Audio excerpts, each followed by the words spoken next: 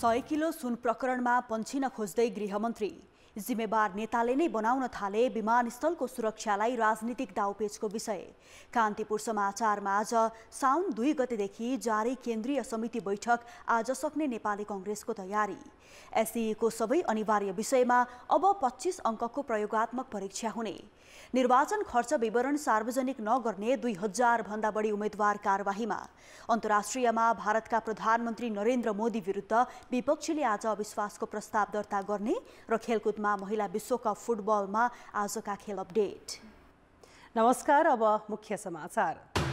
सर्वोच्चको आदेश पुरेर बसेको कोशी प्रदेश सरकारलाई विश्वासको मत लिने निर्णय गर्ने कठिन। लुम्बिनी, सुदूरपश्चिम र मधेसमा अझै भागबण्डाको किचलो, जनताका अपेक्षा ओझेलमा। पशु स्वास्थ्य सम्बन्धी कार्यालय सञ्चालनमा देखिएको अन्यलले लम्पी स्किनको महामारी नियन्त्रण चुनौतीपूर्ण। किसानले झण्डै 1 खर्ब गुमाउँदा समेत सरकार मुख दर्शक। भारतले पाम र भटमासको तेल आयातमा लगाउँदै आएको भन्सार घटाउँदा नेपालको निर्यात प्रभावित। गत वर्षको तुलनामा निर्यात 21% घट्यो। भारतीय प्रधानमन्त्री नरेन्द्र मोदी विरुद्ध संसदमा अविश्वासको प्रस्ताव दर्ता गर्ने विपक्षी गठबन्धनको तयारी। मणिपुरको जातीय हिंसाबारे बहस र प्रधानमन्त्रीलाई जवाब दिन बाध्य पार्ने रणनीति। र फिफा महिला विश्वकपमा आज समूह चरणका 3 खेल हुँदै जापानले कोस्टारिका, स्पेनले जाम्बिया र क्यानाडाले आयरल्यान्डसँग प्रतिस्पर्धा गर्ने। सर्वोच्च अदालतको पूर्ण इजलासले कोशी प्रदेश सरकार गठन प्रक्रिया विरुद्ध परेको रिटलाई हेर्दैमा राखेको छ। बहस सकिएपछि हिजो इजलासले आजका लागि हेर्दैमा राखेको हो। न्यायाधीश ईश्वर प्रसाद खतिवडा, आनन्द मोहन भट्टराई र तिल प्रसाद श्रेष्ठको पूर्ण इजलासमा हिजो निवेदकको तर्फबाट बहस गर्दै कानुन व्यवसायले सरकार गठनमा सभामुखको भूमिका हुन नसक्ने जिकिर गरे। सरकारी पक्षबाट पनि हिजो बहस भएको छ, तर जवाफी बहस नसकिएपछि आजका लागि हेर्दैमा राखिएको हो।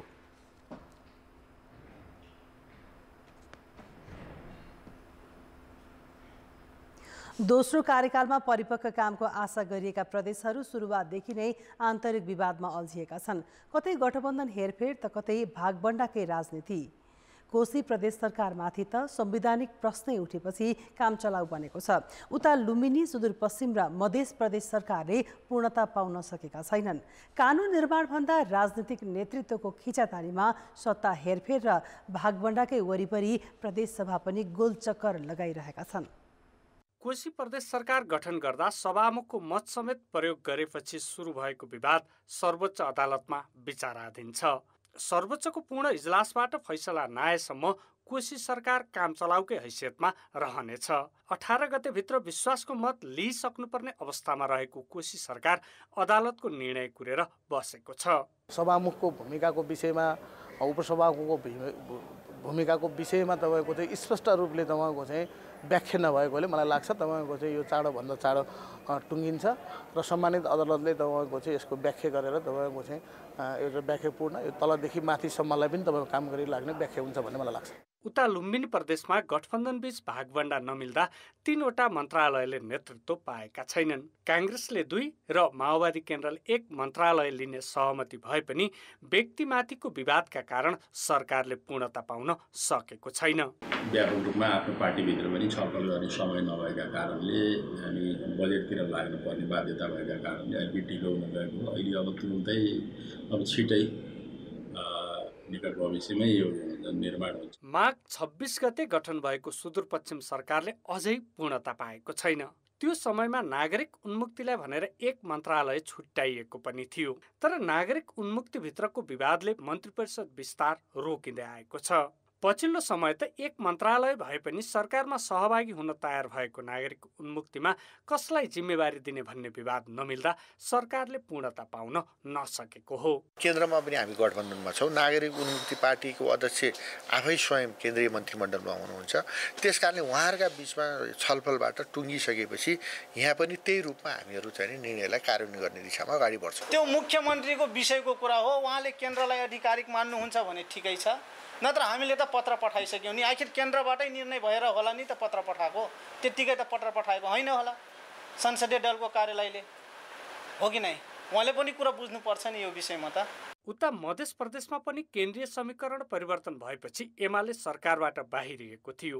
यो स्थानमा मुख्यमन्त्रीले अहिलेसम्म मन्त्री नियुक्ति गर्न सकेका छैनन्। मन्त्रालय बाँड्न कठिनाइ त भएको छ, तर मैले मन्त्रालय नतोडेर पहिल्यै जस्तै 10वटा मन्त्रालय राखेर त्यसैमा मिलाउँछु, त्यसै कारण अलि ढिलो भयो। अब केन्द्रमा पनि 1-2वटा बढाएर पनि हुन्छ भन्ने कुराहरू उहाँहरूले गर्नुभयो, तर मैले त्यो मानेन। फेरि गठबन्धन दलबीच भागवण्डा र सहमति जुटाउने मुख्यमन्त्रीलाई अप्ठ्यारो परेको छ। 4वटा प्रदेशमा देखिएका सरकारसँग विवादित विषय हुन् यी। यसबाहेक सबैजसो प्रदेशमा बजेटमाथि सत्तारूढ दलहरूले नै बार्गेनिङ गरेर जनतालाई नै निराशा बनाउने काम गरे, जसको असर प्रदेशको काम कारबाहीमा परिरहेको छ। यसरी जनजीविका र विकास निर्माणमा जोडिने अपेक्षा गरिएका प्रदेशहरू विवादमा फस्दै गएको विश्लेषक बताउँछन्। भएको साधन स्रोत र अधिकारलाई सही रूपमा सदुपयोग गरेको छ कि छैन, त्यस मानेमा प्रादेशिक सरकारहरू यस मानेमा पनि असफल छन्। कुनै मानेमा चाहिँ नि सङ्घीय सरकारभन्दा वा प्रदेशका एक सरकार अर्को सरकारभन्दा फरक छैनन्। ढिला सुस्ती, अनियमितता र भ्रष्टाचार नेपालको राज्य संरचनाको आमूल चरित्र रहेको छ र त्यो प्रादेशिक सरकारहरूमा पनि त्यही देखिएको हुनाले समग्रमा संघीयतामाथि प्रश्न उठेको हो। प्रदेश सरकारले जनतालाई अनुभूत गर्ने काम गर्न सक्छ भन्ने आम अपेक्षा थियो, तर सत्ता र सुविधाका लागि मात्रै दलहरूको ध्यान जाँदा प्रदेश सरकारको प्रभावकारितामाथि नै बारम्बार प्रश्न उठ्न थालेको छ। कान्तिपुर समाचारका लागि जिल्ला सहकर्मीहरू अनिल मिश्र, टेकराज जोशी र अमर क्षितिजको सहयोगमा क्यामेरामा राजेन्द्र महर्जनका साथ दीपक आचार्य, काठमाडौँ। साउन 2 गतेदेखि सुरु भएको सत्तारूढ नेपाली कङ्ग्रेसको केन्द्रीय समिति बैठक आज सक्ने तयारी छ। 1 वर्षपछि बसेको केन्द्रीय समिति बैठकले गर्ने निर्णयबारे हिजो पदाधिकारी बीच छलफल भएको थियो। सभापति शेरबहादुर देउवाको निवास थोमाराहीमा बसेको पदाधिकारी बैठकमा केन्द्रीय समितिका एजेन्डा र निर्णय प्रक्रियाबारे छलफल भएको थियो। केन्द्रीय समितिमा पेश भएको कार्यतालिकासँगै 10वटा प्रस्तावलाई केन्द्रीय सदस्यहरूले दिएको सुझावका आधारमा संशोधनसहित पारित गर्ने तयारी गरिएको सहमहामन्त्री महालक्ष्मी उपाध्यायले जानकारी दिइन्। कार्ययोजना पारित गर्न सबैको सहमति रहेको र सुझावलाई पनि समेट्ने विषयमा छलफल भएको उनको भनाइ छ।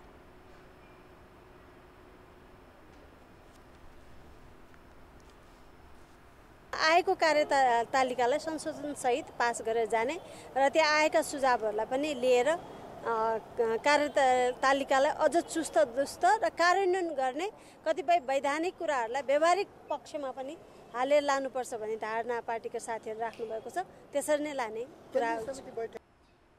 आज अपराह्न बस्ने बैठकमा सभापति देउवाले जवाफ दिने र निर्णय सुनाउने तयारी छ। नेपाली कङ्ग्रेसले यसपालिको केन्द्रीय समिति बैठक प्रत्यक्ष प्रसारण गर्दै आएको छ। त्रिभुवन अन्तर्राष्ट्रिय विमानस्थलबाट 1 क्विन्टल सुन भित्रिएको घटनाको अनुसन्धान चलिरहेको छ, तर मुलुककै पुरानो अन्तर्राष्ट्रिय विमानस्थलको सुरक्षामाथि भने यो प्रकरणले गम्भीर प्रश्न उठाइदिएको छ। विमानस्थलभित्र 100 भन्दा बढी संयन्त्र छन्। देशका गृहमन्त्री र पूर्व प्रधानमन्त्री त्यही विमानस्थलमा भएका संयन्त्रलाई देखाएर राजनीतिक दाउपेचमा लागेका छन्।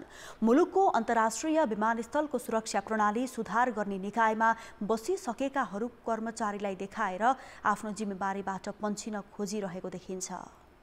त्रिभुवन अन्तर्राष्ट्रिय विमानस्थलबाट 1 क्विन्टल सुन बाहिरिएको 2 दिनपछि गृहमन्त्री नारायणकाजी श्रेष्ठ अनुगमनका लागि पुगे। विमानस्थलभित्रको सबै सुरक्षा जाँचबारे जानकारी लिएर बाहिरिएका उनले अनुसन्धानमा कुनै पनि पार्टी र व्यक्ति नहेर्ने दावी गरे, तर उनले विमानस्थलको आगमनतर्फ आफ्नो मन्त्रालय मातहतका कुनै कर्मचारी तथा सुरक्षाकर्मीको उपस्थिति नभएको भन्दै आफ्नो बचाउ गरे। पहिलादेखि भनेको एउटा ल्याप्सेस चाहिँ के भने अराइभलको लगेजमा पनि कार्गोमा पनि कहीँ पनि प्रहरीको उपस्थिति रहँदैन। अहिलेको प्रक्रियामा अहिले पनि हामीले त्यहाँ सल्लाह गऱ्यौँ, तपाईँहरूलाई प्रहरी चाहिँदैन भनेर भन्सारका साथीहरूलाई भन्यौँ।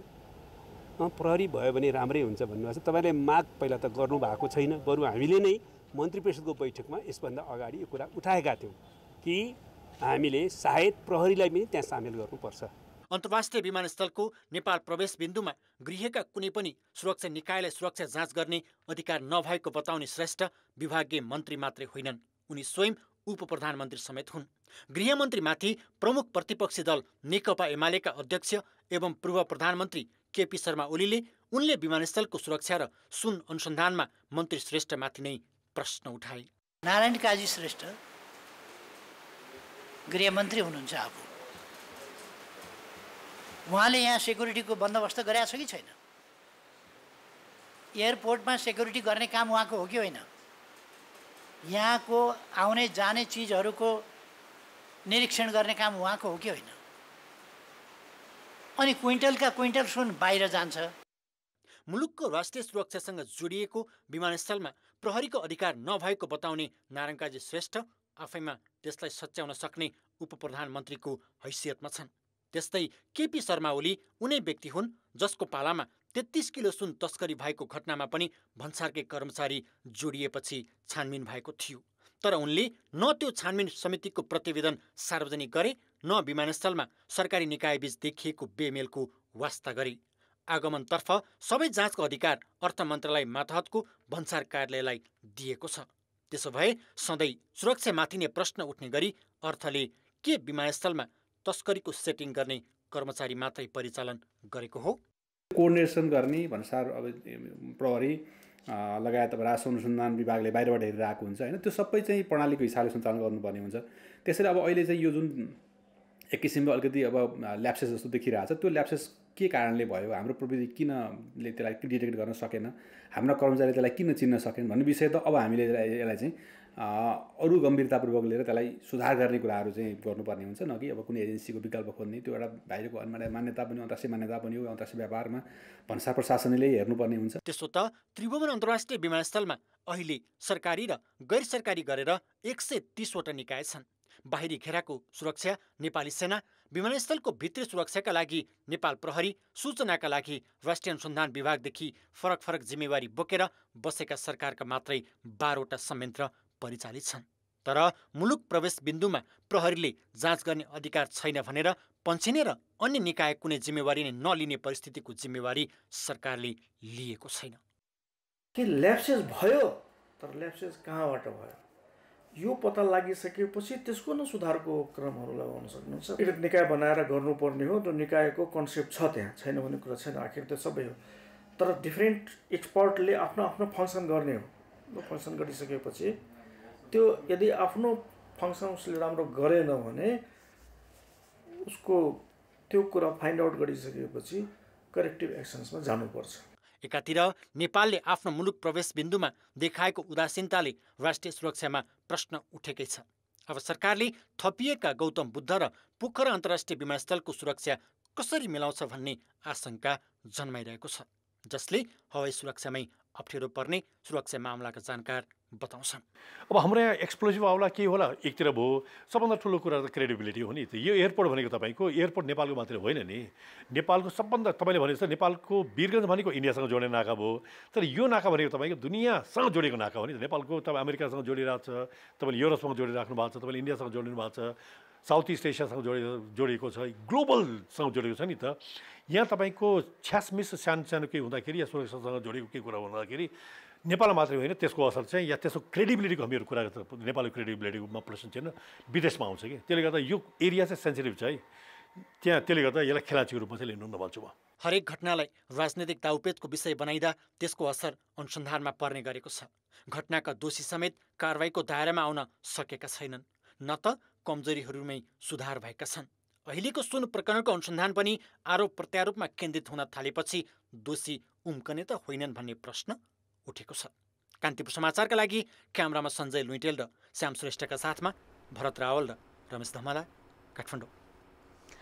समाचार अझै बाँकी छन्। लम्पी स्किन महामारीका कारण यो वर्षमा मात्रै 30,000 भन्दा बढी गाईबस्तु मरे।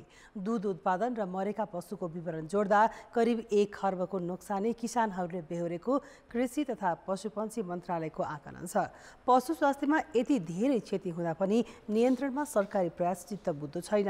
त्यसमाथि सरकारले यो आर्थिक वर्षदेखि पशु स्वास्थ्यसँग जोडिएका निकायमा बजेट कटौती गर्दा महामारी नियन्त्रण चुनौतीपूर्ण बनेको छ। 2 वटा दुहुना गाई पालेर घर खर्च जुटाइरहेका काठमाडौँ बुढानीलकण्ठका हेमबहादुर थापा केही दिनदेखि बेचैन छन्। लम्की स्किन रोग लाग्दा गाई थला परे। स्थानीय पशु प्राविधिक कार्यालयले गतिलो सेवा दिन नसकेपछि उनी मङ्गलबार दिउँसो केन्द्रीय पशु रोग अन्वेषण कार्यालय पुगे। पशु चिकित्सकबाट सामान्य औषधि लिएर हिँडेका उनी गाई निको हुने आशमा छन्। औषधिहरू झोलबाट दिनुपर्छ, रगत नसामा पुग्ने गरी भन्ने कुरो भयो, यो लेखिदिनु भएको छ। अनि एउटा गाईलाई चाहिँ अब त्यो यो भिटामिन खुवाउनुपर्छ, त्यसले गर्दा इनर्जी बढ्छ भनेर भिटामिन दिनुभएको छ हजुर। गाईलाई ज्वरो आएको हजुरको, ज्वरो आएर त्यो डाबर खटिराहरू मान्छेलाई ठेउला आउने जस्तो टाइपको सम्पूर्ण शरीरमा ठेउला आएको हजुर।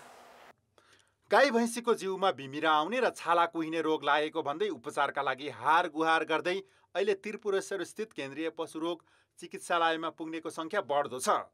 1 वर्षदेखि फैलिएको लम्पी स्किन रोगको महामारीका कारण 30,000 पशु मरिसकेका छन् भने किसानले झण्डै 1 खर्बको क्षति बेहोरेका छन्।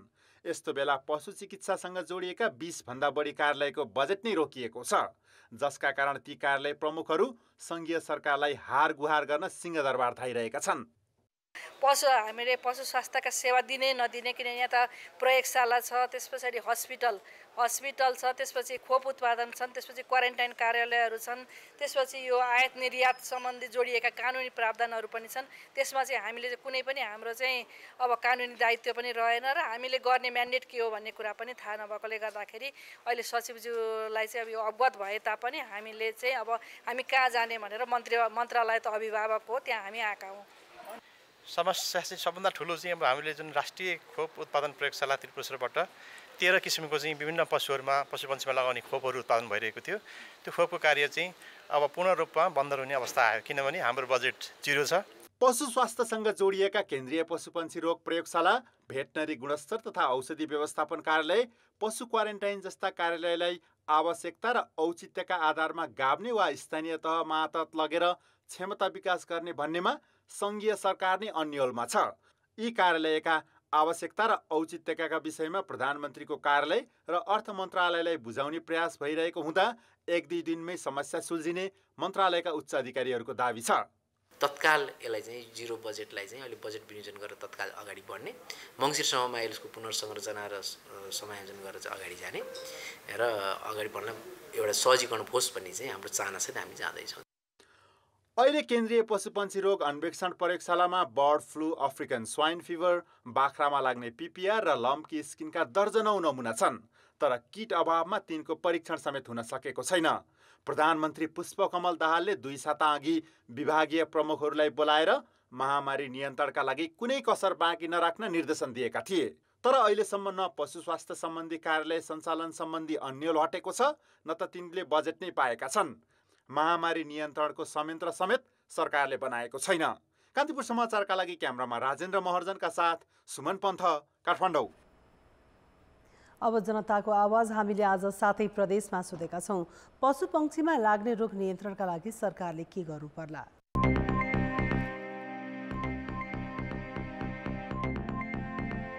पशु बिमा कार्यक्रम प्रभावकारी हुन नसक्दा अहिले पशु चौपायाहरूमा धेरै क्षति भइरहेको छ। सरकारले निःशुल्क रूपमा खोपको व्यवस्था गर्नुपर्छ। पशु डाक्टरहरूलाई गाउँ गाउँमा उपचारको लागि पठाउनु पर्दछ। बिमाको व्यवस्था पनि गर्नुपर्छ। पशु चिकित्सकको व्यवस्था गरी प्रत्येक वार्डमा त्यो घुम्ती टोली सञ्चालन गर्नुपर्छ। सरकारले गाई भैँसीहरूका लागि भनेर बजेट छुट्याउनु पर्छ। विशेषज्ञ टोली खटाएर छिटै नियन्त्रण गर्नको लागि एकदम आवश्यक ठानिएको छ। रोगको लागि नियन्त्रणको लागि अब सरकारले पनि हेरिदिनु पर्यो। पशु महामारीको रूपमा घोषणा गरेर चाहिँ महामारी घोषणा गरेर चाहिँ यसलाई उपचारहरू दिएले हिँडे थियो। गाई गोरुको केही मरेका केही खर्च पर्छ दिएले हिँडे थियो। विज्ञहरू हायर गरेर त्यसका चाहिँ समस्याका समाधानहरू केही कस्तो औषधिहरू प्रयोग गर्ने भन्ने कुरा निकाल्नु पर्यो। औषधि उपचार त्यो सम्बन्धित ठाउँमा पुग्नु पर्छ। स्वास्थ्य कर्मीले जानु पर्यो, औषधि दिनु पर्यो, हैन सुई लगाउनु पर्यो।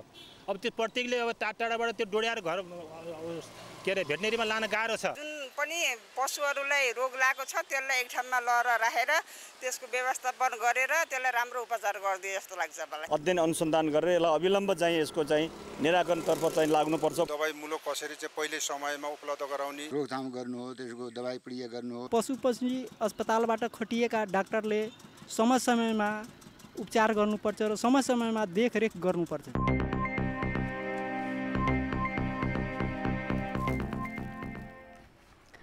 निर्वाचन आयोगले गत मङ्सिरमा भएको प्रतिनिधि सभा तथा प्रदेशसभा निर्वाचनको खर्च विवरण सार्वजनिक नगर्ने 2435 उम्मेद्वारलाई कारबाही गरेको छ।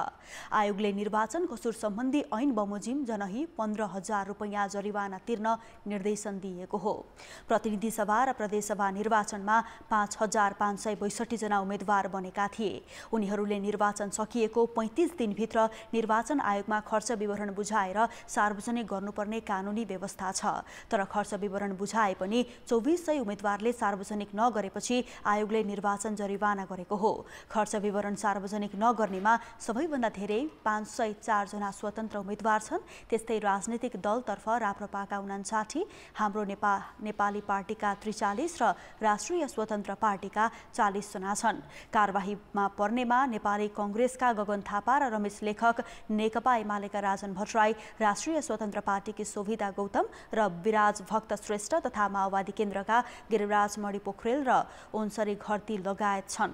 आयोगले यी उम्मेद्वारलाई जरिवाना तिर्न 35 दिनको समय दिएको छ। यो अवधिमा जरिवाना नबुझाए एउटा निर्वाचनमा उम्मेद्वार नै बन्न नपाउने गरी आयोगले निर्णय गरेको छ। यस्तै आयोगले प्रतिनिधि सभा निर्वाचनका 37 र प्रदेशसभा अन्तर्गत 37 उम्मेद्वारलाई स्पष्टीकरण सोधेको पनि छ। अधिकांश सामुदायिक विद्यालयमा सैद्धान्तिक ज्ञान दिने पढाइ भए पनि व्यावहारिक ज्ञानको अभाव छ। तर पाल्पाको रम्बा गाउँपालिकाले पालिकाभित्रका 6 देखि 12 कक्षासम्मका विद्यार्थीलाई घर घरमै करेसाबारी बनाउन प्रोत्साहन गरेको छ। अन्तिम परीक्षामा व्यावहारिक नम्बर दिन थालेपछि त करेसाबारी बनाउन विद्यार्थीबीच प्रतिस्पर्धा नै चलेको छ। पाल्पाको रम्बा गाउँपालिका 1 होगीका विद्यार्थी निरज नेउपाने विद्यालय समय बाहेक बिहान बेलुकी करेसाबारीमा व्यस्त हुन्छन्। विद्यालयमा सैद्धान्तिक ज्ञान हासिल गरे पनि घरमा व्यावहारिक ज्ञान लिन करेसाबारी बनाएका छन्। विद्यालयमा नर्सरी बनाउने, बिरुवाको हेरचाह, गोडमेलका विषयमा सैद्धान्तिक जानकारी लिन्छन्। जनकल्याण माविकै विद्यार्थी सूरज विश्वकर्मा व्यावहारिक नम्बर पाइने र शिक्षकले मूल्याङ्कन गर्ने भएपछि करेसाबारी राम्रो बनाउनेमा व्यस्त हुन्छन्। विद्यालयमा दिइने शिक्षासँगै व्यावहारिक नम्बरका लागि घरमा करेसाबारी बनाउन अनिवार्य छ। विभिन्न प्रकारका तरकारीहरू उत्पादन गरेर बिक्री गरेर हामीले त्यसबाट आम्दानी लिएर कलम कापीहरू किन्न सकिन्छ। हेरचाहदेखि लिएर कसरी उत्पादन गर्ने र कति दिनमा के कुराको ध्यान गर्ने भनेर सबै कुराको ज्ञानहरू प्राप्त गरिन्छ। रम्बा गाउँपालिकाले विद्यार्थीसँग करेसाबारी कार्यक्रम सञ्चालन गरेपछि गाउँपालिकाभित्रका 2004 जना विद्यार्थी लाभान्वित भएका छन्। यो कार्यक्रमले विद्यार्थीमा श्रम गर्नुपर्छ र घरमा करेसाबारी बनाएर ताजा तरकारी उब्जाउनु पर्छ भन्ने भावना जगाएको छ। विद्यार्थीले घरमा ताजा तरकारी उब्जाएर खाने र कतिपयले बढी भएको बिक्री गरेर आम्दानी गर्छन्। घरमा पनि प्र्याक्टिकल गरेको हुन्छु र यहाँ हामीले आफ्नो फिल्डमा पनि प्र्याक्टिकल गरेका छौँ। यहाँ ब्याकग्राउन्डमा देख्न सक्नुहुन्छ यो टमाटर छ। यो चाहिँ स्कुलले नै खरिद गरेको, तर अरू बिउ बिजनहरू जस्तो बोडीहरू अरू कुराहरू चाहिँ हामीले त्यही अन्तर्गत लगाएको पनि छौँ र राम्रो पनि भइरहेछ। गाउँपालिकाका 16वटा सामुदायिक विद्यालयका कक्षा 6 देखि 12 सम्म अध्ययन गर्ने विद्यार्थीहरूलाई करेला, भिन्डी, बोडी, फर्सी, घिरौला, चिचिन्डा, लौका, काँक्रो, सिमी जातका बिउ बिजन वितरण गरेको छ। विद्यार्थीलाई श्रमप्रति आस्था बढाउन र घरैमा पोषी र तरकारी उब्जाउने उद्देश्य गाउँपालिकाको छ। ताजा तरकारी, पौष्टिकयुक्त तरकारी आफ्नै घरमा उत्पादन गरेर खाने बानी बसाल्ने र श्रमप्रति विद्यार्थीहरूमा सम्मान जगाउने मुख्य उद्देश्य यही नै भएको कुरा चाहिँ जानकारी गराउन चाहन्छु। शिक्षकले घर घरमा पुगेर अनुगमन गर्ने र त्यसैको आधारमा सामाजिक शिक्षा, प्रविधि, पेशा व्यवसाय विषयको व्यावहारिक नम्बर दिइन्छ। गाउँपालिका शिक्षा शाखाका साथै विद्यालयले अनुगमन निरीक्षण गर्ने र करेसाबारीमा उत्पादन गरे बापत सामाजिक, पेशा व्यवसाय र प्रविधि विषयको व्यावहारिक नम्बर पाउने व्यवस्था छ। कान्तिपुर समाचारका लागि माधव बर्याल, रम्बा गाउँपालिका, पाल्पा। आर्थिक र अन्तर्राष्ट्रिय समाचार अझै बाँकी छन्। अर्थ र विकास। भारतले पाम र भटमासको तेल आयातमा लगाउँदै आएको भन्सार घटाउँदा त्यसले नेपालको निर्यात व्यापार नै प्रभावित भएको देखिएको छ। यी दुवै तेलको निर्यातमा आएको कमीसँगै युरोप र अमेरिकामा नेपालमा बनेका उपहारका सामानहरूको माग कम हुँदा देशको कुल निर्यात अघिल्लो वर्षको तुलनामा 21% घटेको छ। भन्सार विभागका अनुसार आर्थिक वर्ष 2078-79मा मुलुकबाट 2 खर्ब बराबरको सामान निर्यात भएको थियो, जसमा 41 अर्बको पाम तेल र 48 अर्बको सोयाबिन तेल निर्यात भएको थियो। तर गत आर्थिक वर्षमा पाम तेलको निर्यात आधा र भटमासको तेलको निर्यात 82%ले घटेको छ। भारतले 3 वर्ष अघि 48% भन्सार शुल्क लगाएकोमा अहिले त्यसलाई हटाएर 5% मात्रै कर लगाउँछ, जसका कारण नेपालबाट जाने पाम र भटमासको तेलको निर्यात प्रभावित भएको हो। आर्थिक वर्ष 2078-79 मा अहिलेसम्मकै उच्च निर्यात भए पनि त्यसलाई टिकाइरहन सरकार चुकेको छ। रुस युक्रेन युद्धका कारण युरोप र अमेरिकामा उपहार दिने सुन तथा चाँदीका गहना लगायतको मागमा पनि कमी आएको छ। उत्पादन लागत बढी भएकाले पनि समग्र निर्यात घटेको व्यवसायी बताउँछन्। नेपालको चाहिँ भनौँ न कस्ट अफ प्रोडक्सन हाई छ कि नेपालमा जति पनि उत्पादन हुन्छ, किन हामी आफ्नो कच्चा पदार्थ आफ्नो देशको कच्चा पदार्थहरू धेरै कम छ र हामी सबै कच्चा पदार्थ बाहिरबाट ल्याउनु पर्छ। अर्को सहायक कच्चा पदार्थ पनि हामी सबै इन्डियाबाट चाइनाबाट सबैबाट इम्पोर्ट गर्नुपर्छ है। अनि त्यसपछि आएर हाम्रो चाहिँ अब बिजुली पनि त्यतिकै महँगो छ, श्रमिकको रूपमा श्रमिकको उत्पादकता कम छ, यातायातको खर्च नै बढी छ होइन, अब ट्रान्जिट कस्ट झनै बढी छ। कुल गार्हस्थ उत्पादनको अनुपातमा पछिल्ला 10 वर्षमा निर्यात घटिरहेको छ, अर्थात् अर्थतन्त्रको आकार बढ्दै जाँदा मुलुकले सही अनुसारको निर्यातमूलक उद्योगको स्थापना गर्न सकेको छैन। जुट र जुटका उत्पादन, नेपाली कागज, जुत्ता, उनीका कपडा, टुथपेस्ट र सुतीका झोला निर्यात हुने गरेकोमा त्यसमा पनि माग घटेको छ। वैदेशिक लगानी आकर्षण गर्न नसक्दा र स्वदेशकै उद्योगी समेत उद्योगमा भन्दा व्यापारमा केन्द्रित हुँदा मुलुकको निर्यात बन्न नसकेको विज्ञ बताउँछन्। ग्लोबल फोरकास्टहरू नै के छ भने WTO का अर्थशास्त्रीहरूले गरेको विश्वको ट्रेड चाहिँ घट्ने छ र जुन पहिलाको ग्रोथ रेट जुन थियो त्यो ग्रोथ रेट चाहिँ अब अलि स्लो डाउन हुन्छ भन्ने खालको फोरकास्ट थियो। त्यो फोरकास्टकै बिचमा हामी कहाँको यो जुन अहिलेको परिणाम देखियो गत सालको तुलनामा अघिल्लो सालको तुलनामा यो अहिले आएको पछिल्लो तथ्याङ्क जुन रूपमा घट्यो यो चाहिँ अलि बढी अनुपातमा घटेको देखियो, जसले चाहिँ अलि अस्वाभाविक खालको अवस्था देखाएको छ।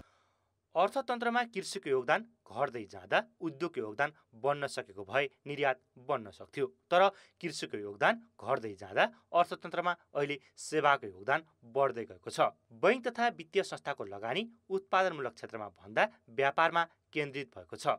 साना र मझौला उद्योगको स्थापना तथा परम्परागत रूपमा उत्पादित वस्तुको आधुनिकीकरण गर्न नसक्दा निर्यात बन्न नसकेको हो। सरकारले पनि गएका 3 दशकको आधारलाई हेर्ने हो भने हाम्रो औद्योगिकरण प्रमुख प्राथमिकतामा परेन, विभिन्न कारणले परेन। पूर्वाधारको कमजोरीको कारणले वा नीतिहरूले बनाउन त्यो ढङ्गले मोल्डिङ गर्न नसक्नको कारणले अथवा जनशक्ति व्यवस्थापनको हिसाबले पनि सरकारको कुनै पनि प्रायोरिटीमा औद्योगिकरण परेन भन्ने क्लियर छ। गत आर्थिक वर्षमा आयात 16%ले घट्दा निर्यात 21%ले घटेको छ। सरकारले बजेट मार्फत सार्वजनिक गर्ने उत्पादनमूलक उद्योगका लागि राहतका कार्यक्रम कार्यान्वयनमा आउन सकेका छैनन्। आइतबार सार्वजनिक मौद्रिक नीतिमा अनुत्पादक क्षेत्रमा बढ्दै गएको लगानीमा सजगता अपनाइए पनि उत्पादनमूलक क्षेत्रमा लगानी बढाउने नीति देखिँदैन। कान्तिपुर समाचारका लागि क्यामेरामा रूपक कुरेलाका साथमा सुधीर पोखरेल, काठमाडौँ। अब जनमतमा हाम्रो प्रश्न छ, माध्यमिक परीक्षा एसईमा अनिवार्य विषयमा प्रयोगात्मक परीक्षा व्यवस्था किन गरिएको होला? ए नतिजा सुधार्न, बी व्यवहारिक ज्ञान दिन र सी विद्यालयको दबाव। जनमतको अन्तिम परिणाम आज साँझ 8 बजेको कान्तिपुर समाचारमा प्रसारण गर्नेछौँ। कृपया NEWS न्युज स्पेस AB वा सी टाइप गरी 34001 मा SMS गरी आफ्नो मत व्यक्त गर्नुहोला। अब अन्तर्राष्ट्रिय समाचार। भारतमा विपक्षी गठबन्धनले प्रधानमन्त्री नरेन्द्र मोदी विरुद्ध संसदको तल्लो सदन लोकसभामा आज अविश्वासको प्रस्ताव दर्ता गर्ने तयारी गरेको छ। अविश्वास प्रस्तावले सरकारलाई जातीय हिंसाग्रस्त मणिपुरको स्थितिमाथि लामो बहस गर्न र प्रधानमन्त्रीलाई जवाफ दिन बाध्य पार्ने विपक्षीको विश्वास छ। विपक्षी दलहरूले मणिपुरको स्थितिबारे संसदमा आएर प्रधानमन्त्रीले जवाफ दिनुपर्ने माग दुवै सदनमा उठाउँदै आए पनि मोदी भने त्यसका लागि तयार भएका छैनन्। मनसुन सत्र 6 दिन अघि सुरु भएको हो। त्यस दिनदेखि नै विपक्षी दलहरूले मणिपुरको स्थितिबारे संसदमा लामो बहस गरिनुपर्ने र प्रधानमन्त्रीले जवाफ दिनुपर्ने माग गर्दै आएका छन्। संसदको मनसुन सत्र सुरु हुनु एक दिन अघि मात्रै मणिपुरमा एउटा भिडले 2 जना आदिवासी महिलालाई खेतमा निर्वस्त्र दौडाइरहेको भिडियो सामाजिक सञ्जालमा सार्वजनिक भएको थियो। सो घटनापछि विपक्षी आक्रोशित बनेका छन्। मणिपुरमाथिको लामो मौनता तोड्दै प्रधानमन्त्री मोदीले पनि दोषीमाथि कारबाही गरिने बताएका थिए। तर यो विषयमा मोदी संसदमा भने बोल्न चाहिरहेका छैनन्। विपक्षीको माग र विरोधका कारण सदनमा महत्त्वपूर्ण विधेयकमाथि छलफल समेत हुन सकिरहेको छैन। सदनको बेलमा आई विरोध गरेको भन्दै आम आदमी पार्टीका सांसद सञ्जय सिंहलाई यो सत्रभरका लागि राज्यसभाबाट निलम्बन गरिएको छ। मणिपुरमा गत मे महिनादेखि नै मैतेई र कुकी आदिवासी समुदायबीच भड्किरहेको जातीय हिंसाका कारण अहिलेसम्म 140 भन्दा बढी मानिस मारिएका छन् भने हजारौं विस्थापित भएका छन्। मणिपुरमा 83 दिनदेखि बन्द ब्रोडब्यान्ड इन्टरनेट सेवा हिजोदेखि मात्रै आंशिक रूपमा खुला गरिएको छ। मोबाइल र इन्टरनेट सेवा भने अझै खुलेको छैन। कान्तिपुर समाचार अहिलेलाई सकियो। कान्तिपुर टेलिभिजन हेर्दै गर्नुहोला। नमस्ते।